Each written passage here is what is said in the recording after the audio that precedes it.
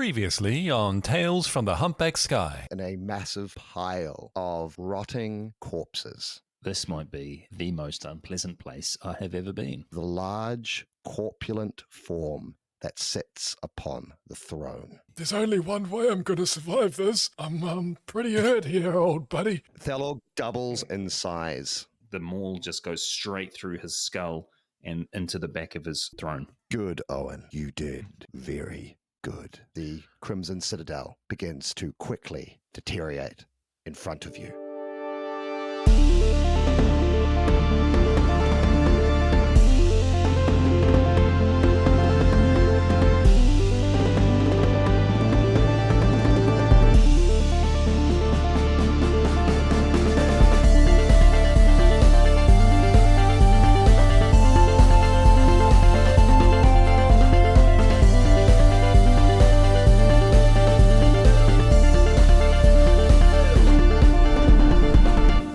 Finding yourselves in this red crystalline cavern, the lair of this monstrous demon, now dead.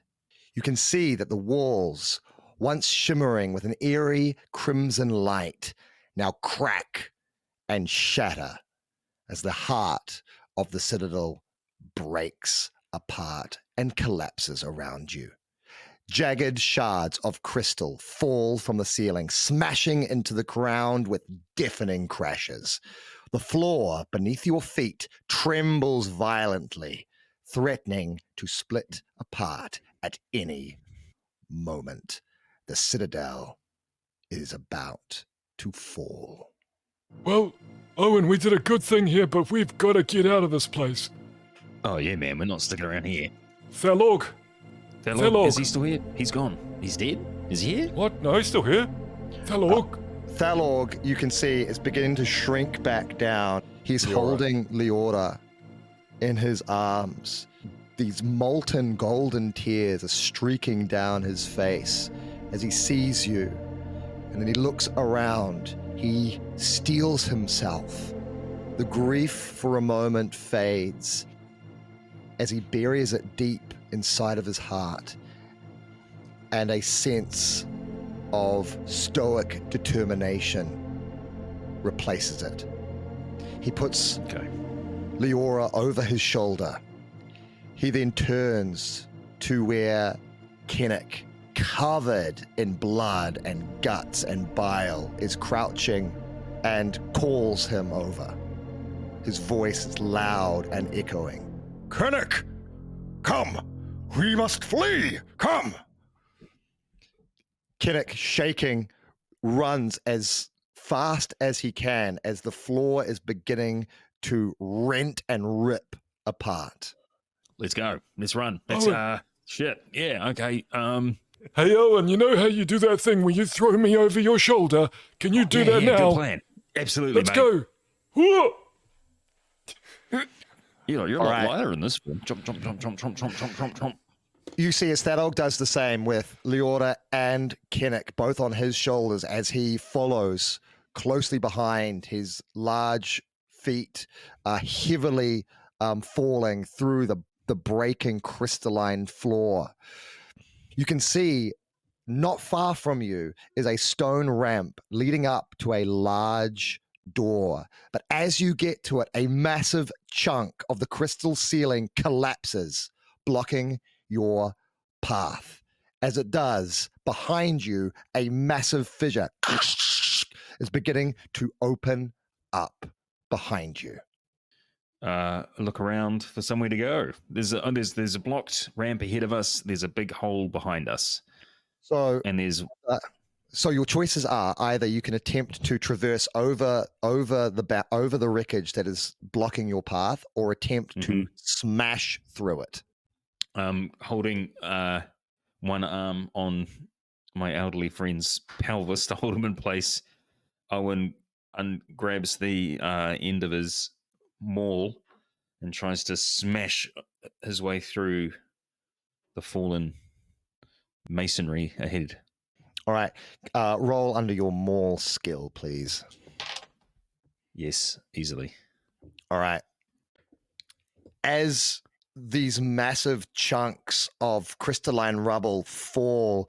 Owen, you running, look up, and in time with each piece of rubble, you smack, boom, boom, smashing through, breaking them into smaller shards. You can feel the shards hit your face and skin, cutting you with these small micro cuts, but you feel no pain as the power of this chaotic force is still pumping through you. You can feel the adrenaline rushing through every muscle. It is as if your blood is on fire. Thalorg follows you. As you make your way up the ramp, this fissure gets bigger and bigger and bigger. And as you get up the ramp begins to break apart as well, stone by stone, block by block, as you run up towards this door. I don't slow down. I just bash through the door. All right, make another roll under your maul again, please.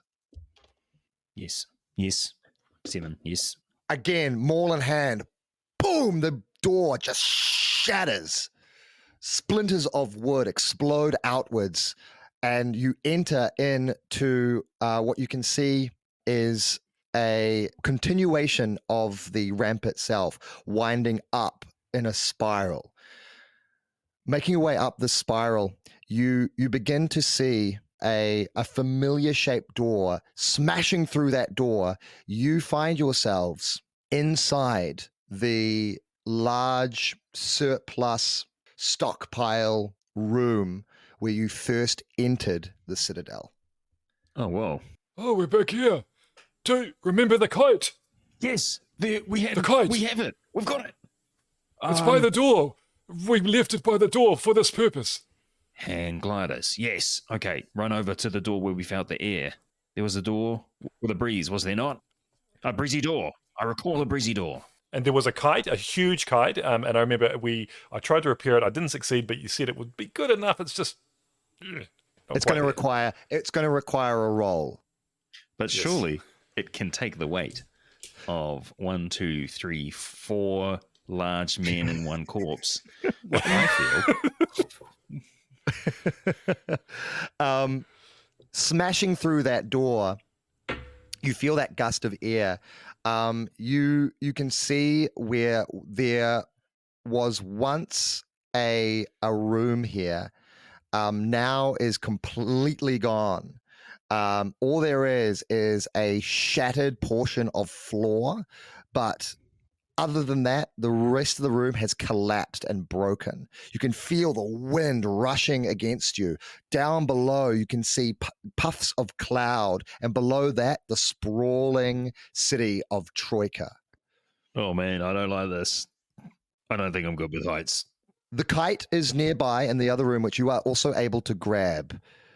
But Thalorg looks upon it and says, I don't think we all are going to fit on that kite.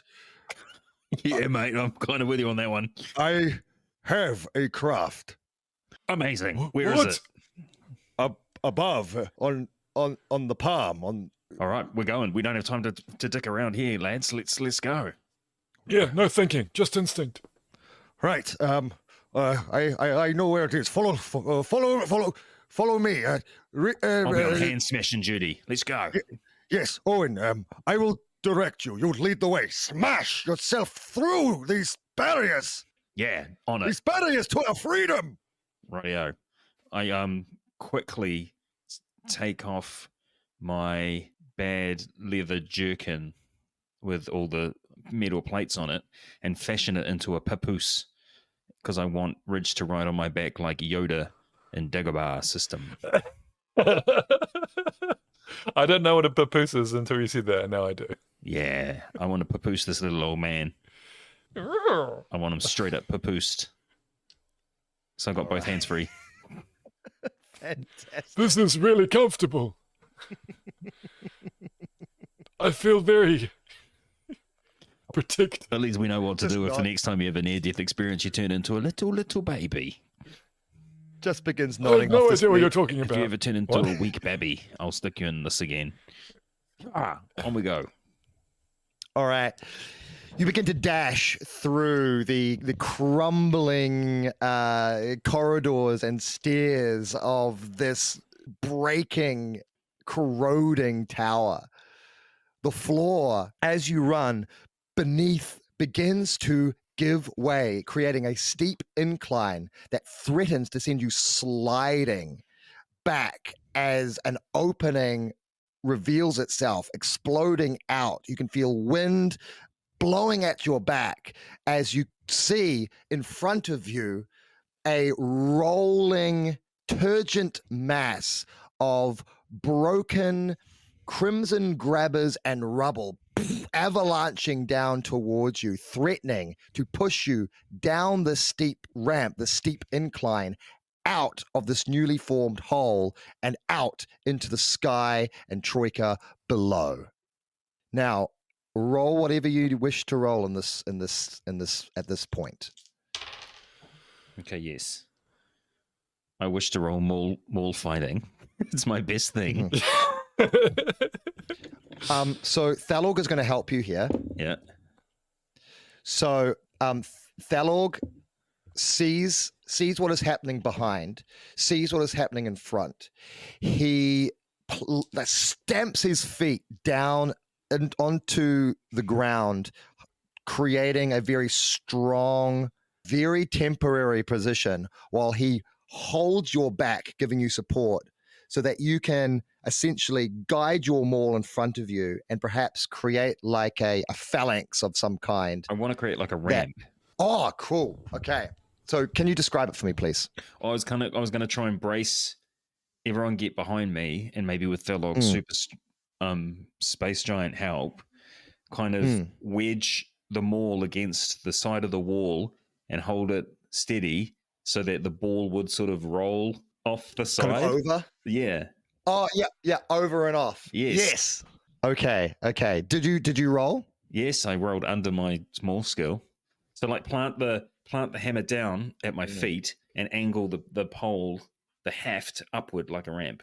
Yeah, perfect. You see this tumultuous mass roll towards you, and as you brace, you feel Thalorg's support behind you, and the entire mass rolls up, over, and around you as it then falls behind, shatters, clatters down, and out, down that incline, out into the hole, and out into the void below. Just physics, baby. You were able to continue your way forward until you finally reach the outside. You can see the docking bay where several vessels are already frantically leaving the space. You can already see around you the other towers are beginning to crack and break.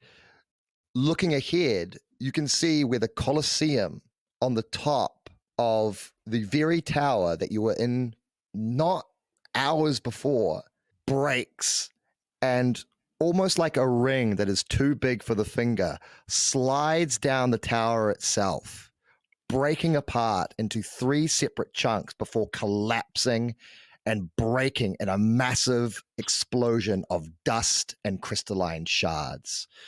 Wow. You can see the many petitioners running and screaming and scrambling as pieces of rock and crystal and stone crush and break and pierce. It is absolute chaos. Chaos? Yeah. But amid this chaos, Thalorg points and he says, There is my vessel. There is the Star Razor. Cool. Excellent. We don't have Excellent. time to lose. This is our moment. I don't want to die. No, me neither, mate. The Star Razor gleams with an otherworldly golden light. Its hull, forged from a strange golden metal, seems to shift and shimmer. The metal itself is clearly not of this world. It is almost of celestial make, as if the barge is sculpted from starlight itself. You can see intricate patterns cover every inch of its surface, etched with symbols and runes that defy conventional understanding and hint at a more esoteric nature. These markings pulse with a faint glow, as if the barge itself is alive and breathing. The barge is long and sleek. It is reminiscent of a blade, its prow sharp and angular, tapering to a point. Along the sides of the hull, strange twisted figures are carved. Depictions of unusual, otherworldly beings seem to cling to the hull. Thalorg begins his way forwards. Come, it will not be long before this entire place is destroyed. Come. Yes. We're keen, mate. Making your way across, the ground is opening up at various points. Massive angular shards of crystal erupt out at various points. I need another roll from you, Owen, if you can. And Thalorg is also helping you. So if you want to roll twice and take the better value, you can. Okay. This is to do what? This is to dodge the various massive shards of crystal and I'm back on. holes that are opening up. Yeah, I'm going to try and smash them away like I did down below, and I have succeeded in doing so. All right. You and Thalorg together break, smash, and cut a path through the chaos until finally you are able to step aboard this golden vessel, the Star Razor. Thalorg quickly makes his way to the bridge of the Razor, a marvel of arcane technology and bizarre celestial artistry. The controls are not levers or buttons, but a series of strange wheels, almost resembling various planets and star-like structures, each one glowing with a strange inner light, which Thalorg begins to manipulate. The ship comes to life and begins to hum. There is a massive intake of breath as power infuses and the ship glows ever brighter. You see above you as these large sails begin to shimmer out of thin air above the ship itself, and the Razor lifts off the ground and into the sky. Nice one, Thalorg. Sweet ride, mate. That was close. Oh, It was yes. right. Is this Hold on, mate. I'll just get you out of my little backpack. Oh, thank you. Oh, There you that's go, nice. bud. I'll just place you lovingly down there. I know we're still in the midst of we're a lot of things happening. Does this seem like the kind of ship that takes you across the multiverse, or is it just a... This is what both of you would understand is what is known as a golden barge. Ooh. A golden barge is not one kind of ship, but it is a type of ship. And Stephen, indeed, you are correct. It is a ship specifically designed to traverse the Humpback Sky. Ooh. Very cool. As the Star Razor surges forward, its golden hull cutting through the turbulent air, you cast a final glance back at the Crimson Citadel. This fortress, once a symbol of unmatched power, control, and fear, now crumbles. The 5 massive towers, sculpted like the grasping fingers of a titanic hand, break apart, their crystal cores splintering into thousands of shards, each one catching the light and casting a crimson glow that paints the sky in shades of blood and fire as the hand drops from the sky and falls far below. Well, that couldn't have gone better if I planned it myself. Which we never do.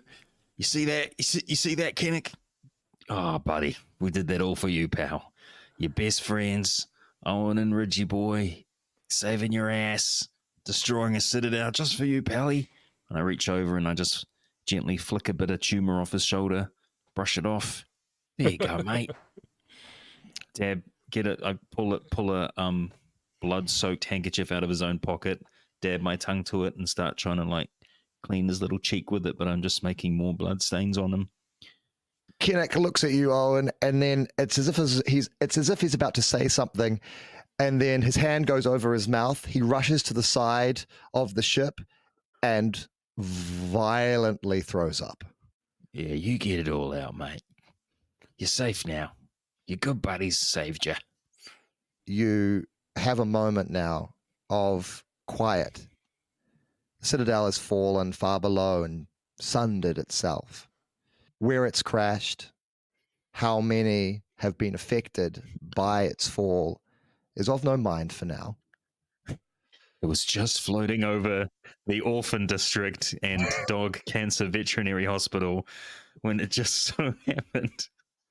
And it's an entire flying island full of towers. You're talking millions of tons of crystal falling on the city. Surely thousands, hundreds of thousands of people are going to die. But there was a demon on there. It makes it all worth it. It's justified. Indeed. It's absolutely justified. We saved Kinnick. Yeah. If you remember Zack Snyder's like superhero movies, there's the Man of Steel where like him and Zod like fight through Metropolis, like destroying all these buildings. They like level the city. They level the city, and then in Batman versus Superman, they have like clips of like newspaper articles from the event, and it's tens dead. Sure. And then there's like a scene in Batman versus Superman where like what's the name, Doomsday wakes up or whatever, and he goes, he's gone to the abandoned island, you know. Oh no, been for eons. Yeah. There's nothing of value or import there. Certainly no valuable life. Like you can just see that some producer went to Zach and was like, hey, so we don't want so many people dead. We need to figure this out because this is a story about Superman. Superman. So Kinnick, finishing his expulsion, turns towards you, looking at you with awe, confusion, fear, and the wind flowing through his fouled, matted hair, says, so, who are you? Look, Kinnick, I know you've been through a lot, and you have a lot of questions. As Owen and I mentioned, we were sent by your master, who very much wanted to see you safely returned to him.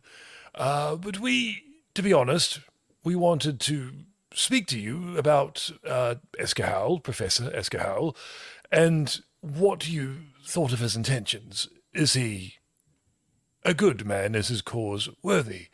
Or should we be concerned? Thalorg, although still busy, reaches behind him and he manages to find a large cloth which he just hands without taking his eyes off of the controls to Kinnick, who begins wiping as much as he can off his face. He sent you after me? I may have embellished it a little bit. He was somewhat indifferent, but we chose to come and find you. We saw you get arrested, and then we went back to his place, and then he kind of quested us out to try and find all the stuff that I think you were looking for, maybe. And then we were like, but what about that dude? What about that cool dude who got scooped up by the hands? And he was like, yeah, if you want. That's exactly it. And let me tell you, Kinnick, we want. And so we did. And you're welcome. Well, indifference. You've certainly met Escahal. Yeah. He kind of gives like megalomaniac fascist kind of vibes. So we were actually tossing up whether or not to just kill him. But we wanted to talk with you first and to see if there's more to him than just than just mirrors. Esker Howl is brilliant, mad, eccentric, sometimes cruel, although he doesn't necessarily mean to be. The thing with him is, once he gets an idea in his head, that's his path. He truly believes that people of all kind, shape, background can truly find an equal and equitable place within his construct that he is creating.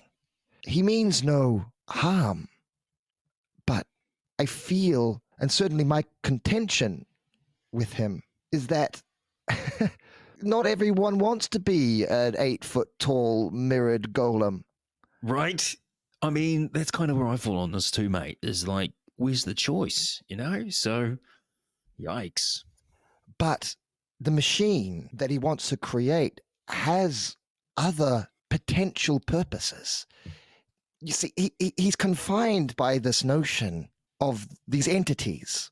But the truth of the matter is, if we can put this machine together and put it to use, we can almost turn every mirrored surface into a doorway. And perhaps we can create a way that anyone can travel anywhere through these mirrors. Well, that's pretty cool. Anywhere. And not only that, but we can perhaps even bind things, wrongdoers or those who have hurt others, keep them away without having to go to lengths of violence and slaughter. We could capture demons and put them in the mirrors. That is certainly a distinct possibility. Of course, you can study things. You see, once in this realm, one does not age. One does not feel sickness. You can keep one in there indefinitely. Imagine someone suffering from a terrible illness, something terminal that cannot be healed. They could be put into one of these mirrors and still spend time with their loved ones and finally find perhaps the time needed to find a cure. Ridge turns to Owen. It's kind of been looking skeptically at Kennick and kind of gives him a look like, why did we rescue this guy? he's not. Don't look he's at not, me, but, mate. This is your idea. I just went along with it. I don't think this was my idea. I think you wanted a quest. Okay, right? yeah, that's fair. That does sound like me. Yeah. Okay. But this mission with to get Kennick was my idea because I wanted to find out about Professor Esgahal. But And we this have, guy's like bloody big tick, mate. 2 ticks. Yay. Woo woo. We did that. Good. Kenneth puts up an hand. I am incredibly and increasingly more grateful. I do not know what my fate would have been within that tower. I bet you would have just got eaten by that big dude after he sucked all the sadness out of you like some crazy fat dementor. I don't particularly want to help Professor Esgahal, but let's be clear and quite frank, we've already found an enormous demon, which is exactly what I was after, and you got to go on a quest. And this is only the first stage. Reg, you seem to be overlooking the fact that I was champion of the Colosseum. And that was quite important and amazing. Okay, so this is already like paying out. This whole thing has been bloody awesome. So next, I say, why not? Why not give this mirror dude his bloody who's he what's it's his fingermabobs and his shiny baubles? Let's do it. Thalorg, where are we going? Thalorg turns his head. His face is grim and muted. He says, For now, as far away from the ruin of the Citadel as possible. Yeah, makes sense. Hey, Can I make a suggestion? Can we go to Titan's Chain? If you wish. This is my home, so wherever it goes, my home goes with it. Is there, before we do that, Reggie, Thalorg, is there anything we can do for your friend? Is there any last rites or burial customs that she would culturally need that we could offer her and you before we move on? Thalorg manipulates the helm of the craft for a few moments and turns as the craft seems to stabilize and slows. I have known, I should say, I knew Leora for a long time. We were good friends, and she was helping me with my work. As he gestures to his body, which you can see the acid burns which mar a lot of his skin. Oh, man. I cannot express the depths of the grief and loss that I am feeling. There is a great anger inside of me, and I do not know where it will go. But I am alive, and I will heal. But this hole now, where Leora was, will stay. Perhaps I will drop you at Titan's Chain, and I will find a way to mark her passing. I will go back to her home. There is a lot that will need to be done. Yes. Owen takes one of the smaller round metal protective armor pieces, rips it off his hodgepodge armor, and now that it's off it looks a little bit like a coin, and he puts it into Thalorg's hand and says, "This is a token of my tribe. If you ever need anybody to come and smash faces with you, mate, you look me up and I'll come a running. If it weren't for you, we'd all be dead. I owe you one." He takes it from you and holds it in his large fingers, looking at it with his golden shimmering eyes. He stares at you, Owen, then over to Ridge. Thank you. I cannot say what would have happened had we not met. I can only live in what has happened. But perhaps we will meet again. And if you ever need a pilot to get off of this world, you can find me. Leora's home was above a large tavern. Goes by the name of the Screaming Velvet. It is known well. If you have use of my services, I will offer them to you. Thank you, buddy. It's been an honor fighting beside you. He puts a hand on your shoulder, Ridge, and he says, You are a strange person. What? Even while he's saying that, he like has to kind of climb up a little bit and reach up to his face and kind of like an old man, like a grandfather, sort of pinches his cheek a little bit and gives it a little gentle slap. You are both very strange people. Yeah.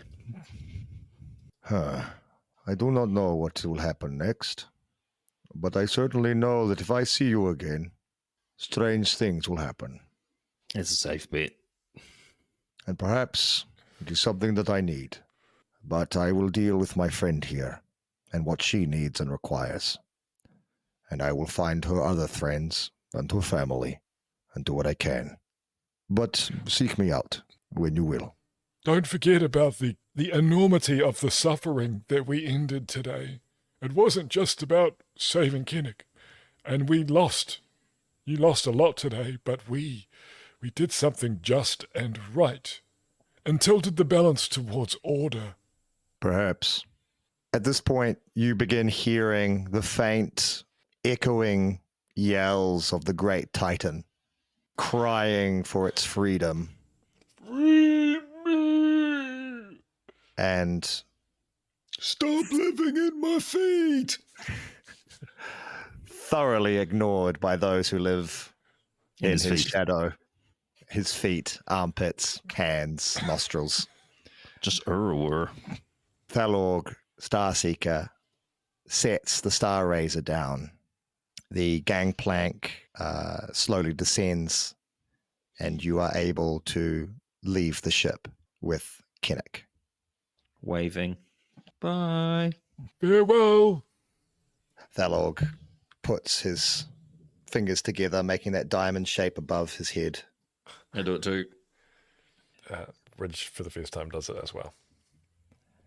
The ship ascends, catching the light of the golden, orange-hued sky, and soon flies out of sight. Nice fellow, that Thalorg. Glad we bumped into him. Yeah. Awesome dude to have in a fight, for sure. Shame about his mate. Yeah. But, you know. He's a bit like the blue space-themed version of you. All right, let's not go too far. He's awesome, sure, but he didn't win the Colosseum, I did, so... Well, I'm the maybe champion. if he had a maul, he would have won. I offered him one, and you know what? He just grew 10 times and it looks stupid in his gigantic hand. Yeah, he doesn't get it. He doesn't get maul culture. Kinnick just says, yes, those giants of Arda are interesting. How did you know what he was? I seemed obvious, you know, by the size and the general shape and look. Although, Are you some kind of nerd? well, I suppose. Yeah. Yes. I suppose yes. I spent most of my life studying under Esker at the College of Come on, stop. Parallel Studies. Spit it out. Spit it out. Get the words out.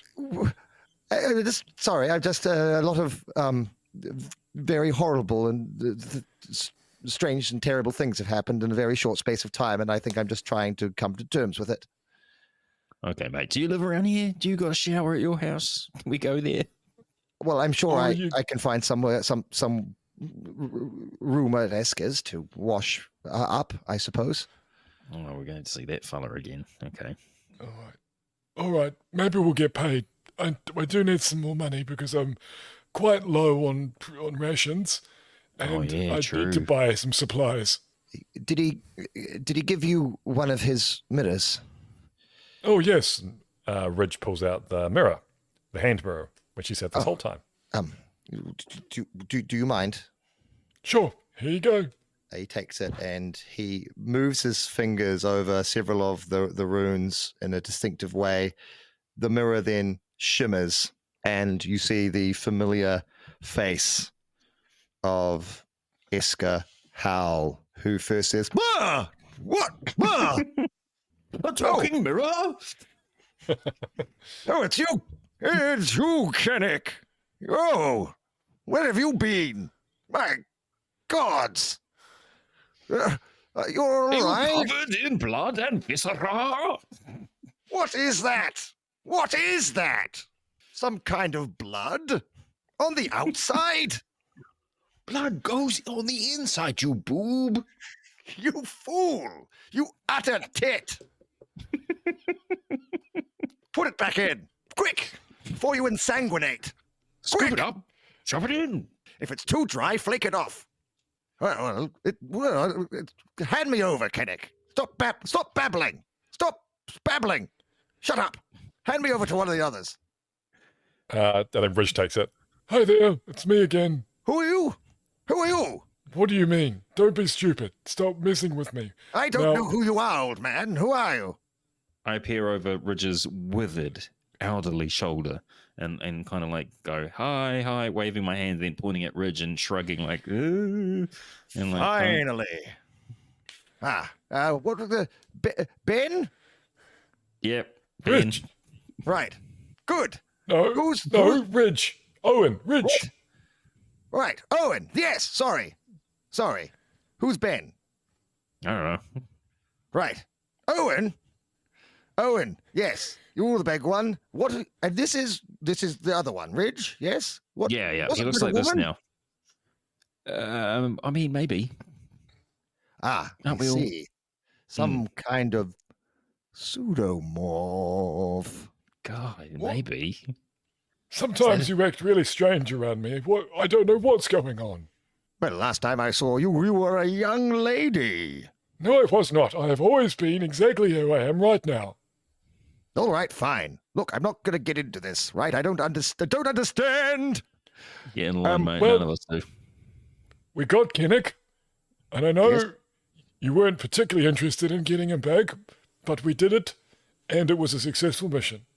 And we need to rest and recuperate before we go out and collect the rest of those items you need. Well, excellent. I will. Are you coming? Are you coming back to report, or is this your report and you're going off?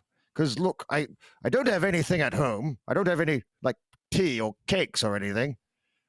No tea or cakes. Disaster. What about gold? Money? Well, I mean, have you got any of the machine bits yet? We got Kinnick. Oh, right, good. We killed a demon. And we- Okay. A we really big demon. destroyed the, Right. the Crimson Citadel. Come on. Oh, you just what? What do you mean? Yeah. Well, we It's kind of gone. smashed that bad boy up, man. Oh, oh well. Pretty impressive, though, right? Yes, but you haven't got any of the little machine. You haven't got any of the pieces. Right, you're fixating on the small. Look at the bigger picture. You got your little helping hand man out here. Surely having your pair of physical hands in the real world is going to help, right? Look, hand me over to Kennick. Hand me back. Oh God. Okay. You hand it back to Kennick. Kennick, hold it. Kennick, you've been replaced. All right. No, don't sob at me now, Kennick.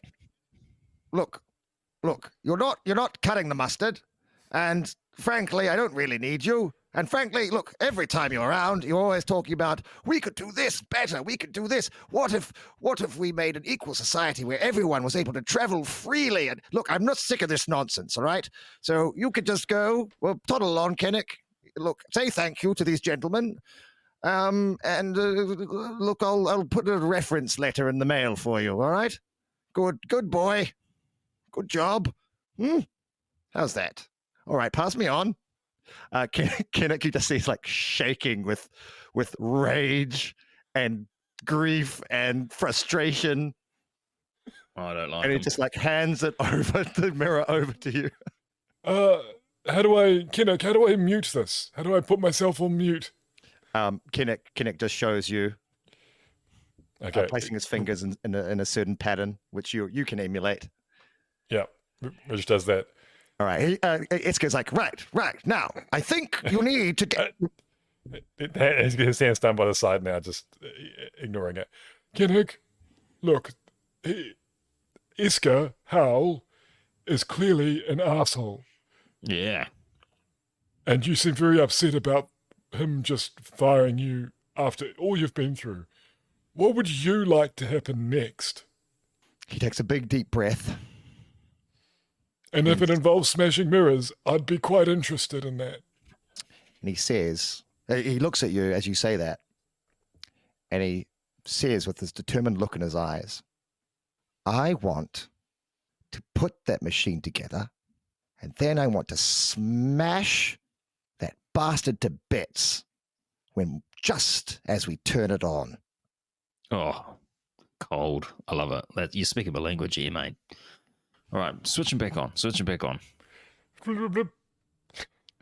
We're back. Sorry, we just needed to talk about, personal things. Okay, cool story, Mirror Man. We're going Look, to. You're on the clock. No time. for personal chats. Don't Cool your worry, we're jets, on to pal. the next. We're off to find you the next time. We're getting the bits and pieces, bud. Excellent. Good. Do you need me to? Oh, do you need me to list them again? No, my mind is sharp. All right, fine. Well, okay. Good then. Good. Well, go and get the devices. Bring them back. Don't come back until you've brought them all. No point wasting time coming back and forth. Turn the mirror off. Turn the mirror off. Back and forth. Yes. So anyway, I do think I need to, before we head off to the Society of Reformed Pseudomorphs, that which is our next destination, according to my Obviously. notes. Yeah, no, I've got that Yes. written down. Yep. Yes, I do think we need to take a little rest, and I would like to get a little bit of equipment as well. Okay, let's find somewhere we can rest. And Kennick, Kinnick, where are you going to stay now that you've been fired, and so that we can stay in touch with you? I don't really have a place to stay. I mean, I was kind of just staying out back in the shed at Isker's place. He didn't really let me inside very often. I have an idea. What about Thalorg said that Leora had a home above a place or tavern called the Screaming Velvet. Now, Liara's gone. Why don't you stay there for now, and we'll use that as our meeting point. All right, I'll find my way there. And hopefully, I can perhaps help Thalorg do what he needs to do if he allows it. But I will see you there then. Well, I need to rest myself, so why don't we all go there? What do you think, Owen, or did you want to go straight to the next fight? Because I am literally about to die. My limits, mate. I have decimated myself this very day, taking out champions in an arena, killing some sort of gross demonic warden demon guy. I think we've earned a rest. Don't forget the fish people. The fish people. Oh my God, was that today? Peskians. Yeah. Good God, we've been busy. Okay, yeah. Let's rest it up. Yeah. Kinnick nods in agreement, and with that, he says, "I think I know how to get there. Follow me, I guess. I suppose." And with that, he begins to lead you away from Titan's chain and towards the Screaming Velvet.